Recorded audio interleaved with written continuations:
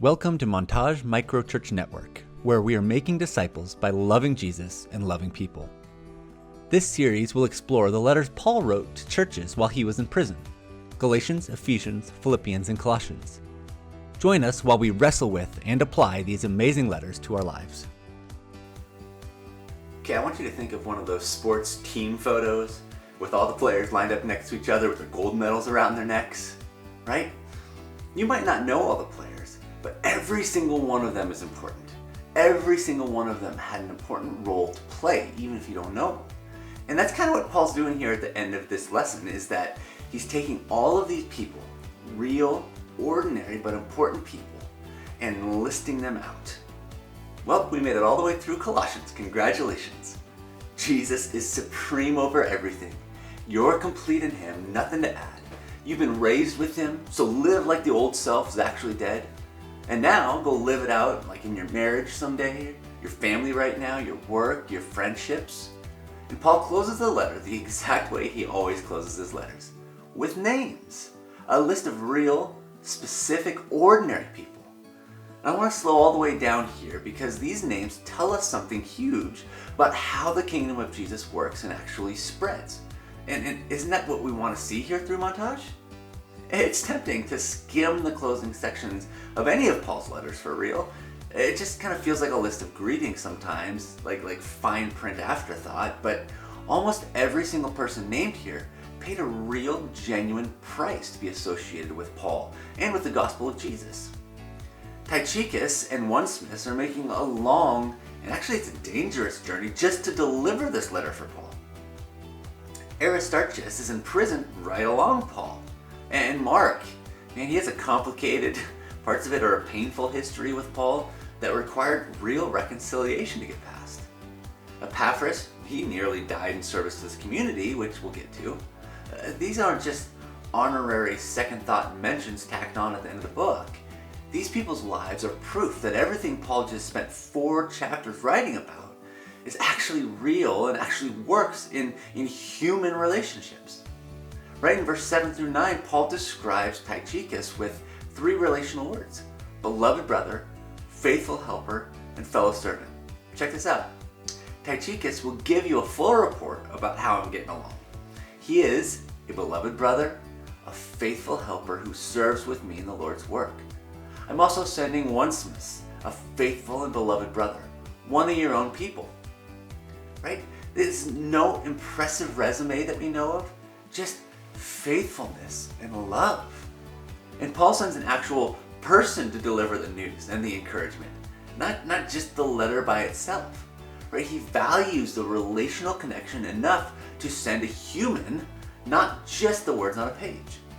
And Onesimus is honestly one of the most fascinating names in this whole list.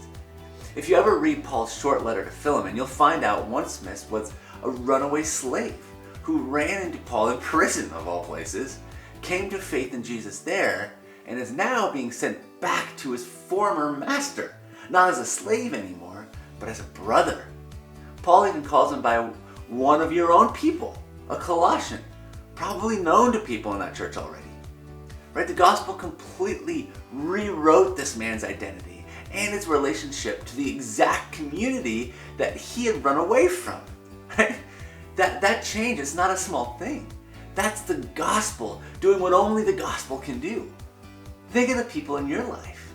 Right? Maybe there's some who seem unreachable. God totally rewrote Onesimus' life story.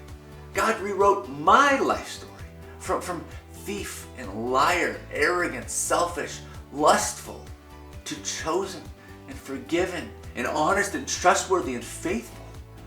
And it's all because of Jesus and the people he placed in my life. Okay, let's talk about the community around Paul from verse 10 through 14. Epaphras, who is one of you and a servant of Jesus Christ, send you his greetings. He always wrestles in prayer for you, asking that you may stand firm in all the will of God, mature and fully assured. Now, that's a great prayer, right?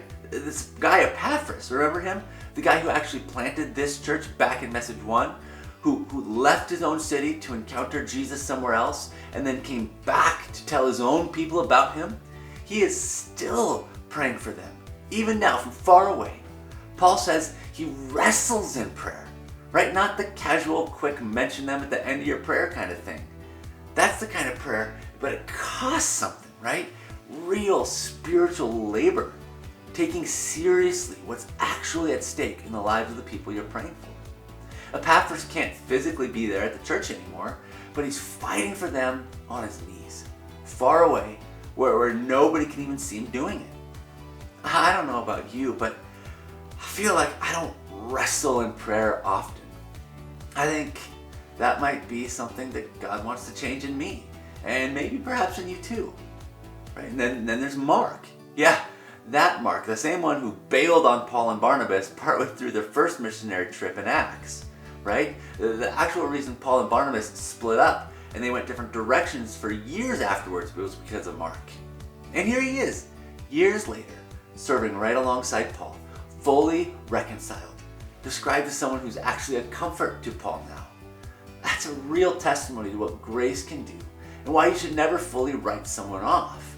And remember about the forgiveness that we talked about just last week. This is an example, seeing Paul and Mark forgiving one another. The gospel restores relationships. It restores actual people who failed each other. So don't give up on the person in your life with a complicated or painful history with you. If the gospel could repair Mark and Paul's relationship, it can do something in yours too. So Paul's not running this one-man operation. He's embedded in a whole community of people who depend on each other and pray for each other and serve each other and carry the gospel forward together. And that's exactly what Montage is supposed to be for each of us. Right? In these next verses, they're fun for us microchurch people, right? In verse 15 through 18, check this out. Paul says, "Give my greetings to the brothers and sisters at Laodicea and to Nympha and the church in her house. Remember my chains. My God's grace be with you." Right? The church in Nympha's house, right? It's not a big church building. It's not a campus with a parking lot. It's a faithful woman named Nympha who opened up her home and gathered people together around Jesus. That's a microchurch right there in the first century. That's exactly what we're doing here at Montage. We're gathering people together in homes, doing real life together, centered on Jesus, praying for each other, holding one another accountable, serving each other. Right? This isn't some brand new idea that somebody invented recently. We're as old as the very first church. And then there's that very last line. Remember my chains. Right? Remember, Paul is still sitting in prison as he finishes this letter. Nothing about his external circumstances has gotten any better. And he closes out this entire magnificent, theologically rich, deeply practical letter about the supremacy of Jesus with one final word. Grace. May God's grace be with you.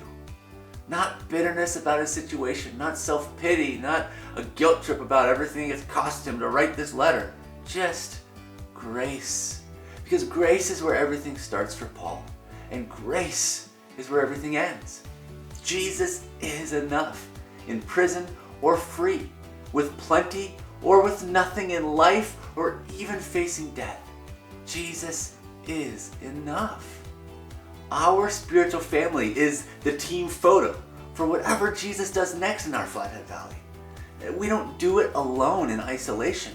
Nobody here is just a name buried in fine print to Jesus. Every single one of us matters to how this whole thing actually plays out.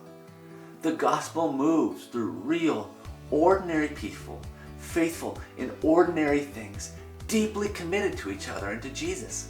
And I think that describes us all right. We don't have a massive platform or an impressive building. We have Jesus, and we have each other. And according to this entire letter we just spent 8 weeks in, that is more than enough. Because Jesus is supreme over everything. He's before everything. He holds everything together. And he actually lives inside every person who belongs to him, which means he lives in me and he lives in you. Think back over everything we've covered. Jesus holding all creation together. You reconciled and made holy and blameless. The secret of Christ living in you, even in your hard seasons. being complete in Him, with nothing left to add, putting the old self to death and putting on the new, getting dressed every day in mercy and kindness and love and faithfulness, bringing Him into your marriage someday, your family, your work, your conversations.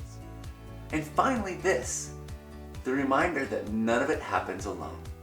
It happens in community, with real names, real faces, real faithfulness, the same way it happened for a teeny church in Colossae 2,000 years ago that most of the world has never even heard of.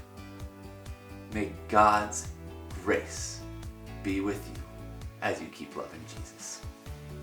Questions for this week. 1. Wrestling in prayer. Tell us about a time you wrestled in prayer for someone and what happened out of it. Number 2. How did God rewrite your life story? How has He changed you? And 3.